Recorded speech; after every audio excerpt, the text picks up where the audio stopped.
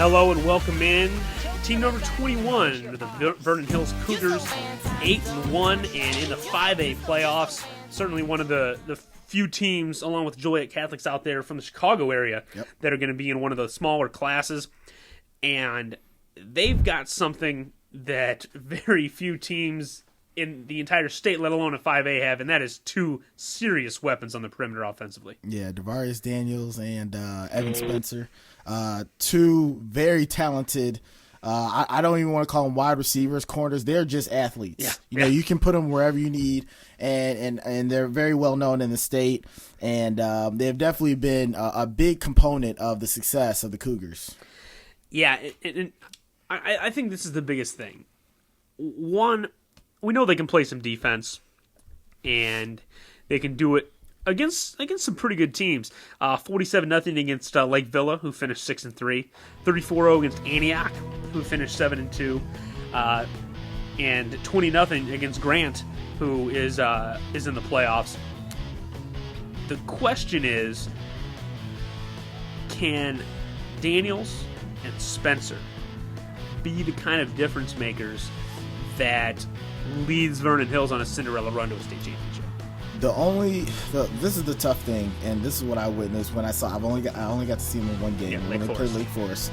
You know, with some of the smaller teams, you know, some of your top players are playing both ways. Correct. Okay, and these are phenomenal athletes. Obviously, they're going to not only are they going to the next level, but they're going to top level programs.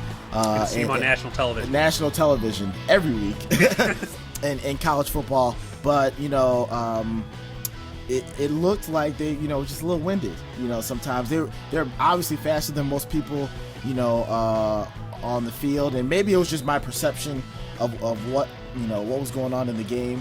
But you know, they you know, going both ways is tough. Yeah. You know, especially if you're going both ways 100% of the time. Now, if you're going, you know, part of the time, then you can catch your win. But even the best athletes need a little breather.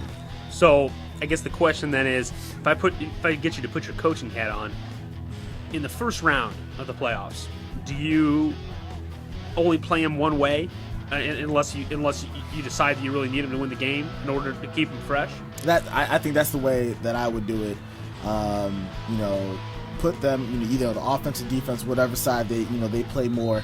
And you know, if it got to that critical point of the game where we need to win the game, obviously, because otherwise we're going home, then you put them in the game. Right. You know, it also depends what players do they have behind, you know, them. If they had Eric Seals at 24 years old, that's not good because I'm unathletic now and I can't do much. But if they have, you know, somebody, you know, who, you know, can play some ball, it may not be at the same level, then get them in there and, you know, see what you can get out of them. But from what can keep them from having that Cinderella story, I think, is the fact of just lack of depth. Yeah, I think the interesting thing with a team like Vernon Hills, and you see this in a lot of sports,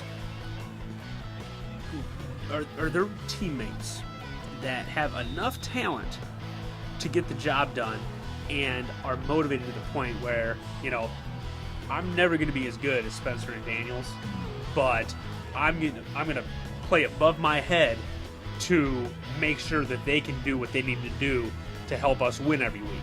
You know, are they? And I think a lot of that has to do with team chemistry. You know, because certainly there could be a situation where athletes of this caliber are resented by teammates because of the attention that they're getting from the press or from colleges. But if these guys are team players and, you know, are selfless and say, you know, my teammates are just as important as I am. You know, I wouldn't be able to do it if it wasn't for them. Yeah. And these guys are supported by their teammates.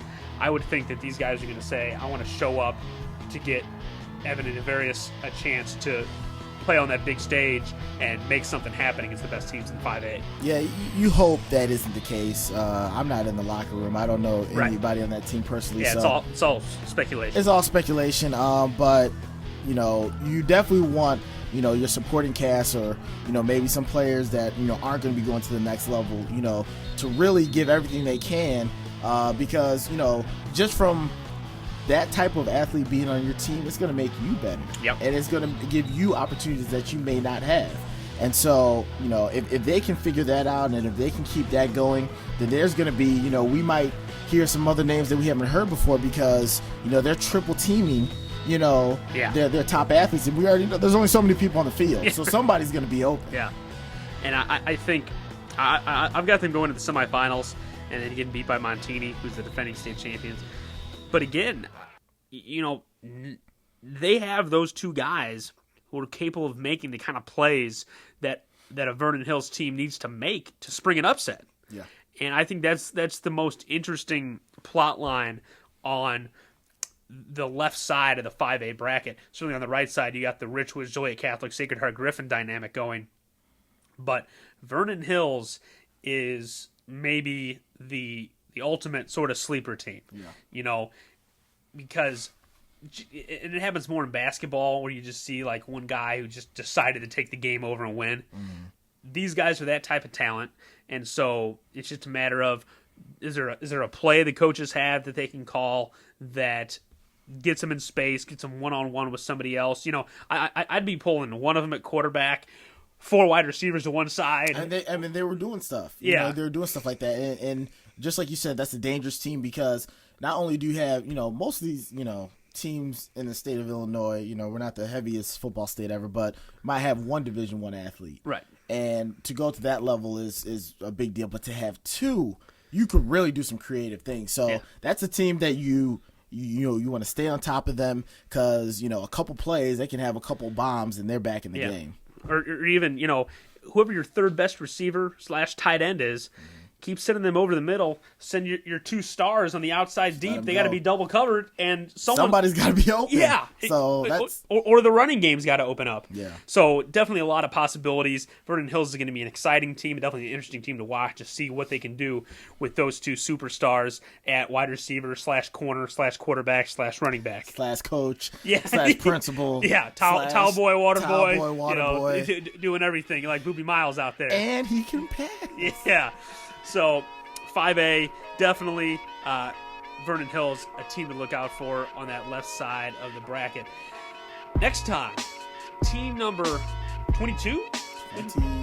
22. So, 4 more to go in our playoff previews here at IllinoisPrep.com.